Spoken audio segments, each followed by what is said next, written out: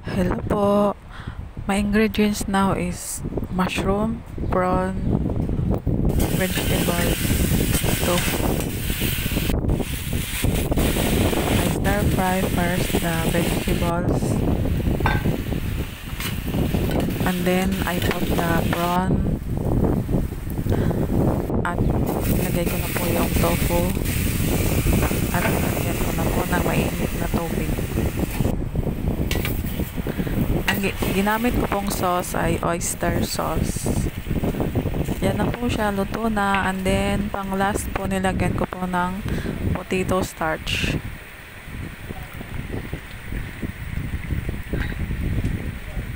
Try nyo po, masarap ito. Mapaparami po kayo ng rice. Ready for eating.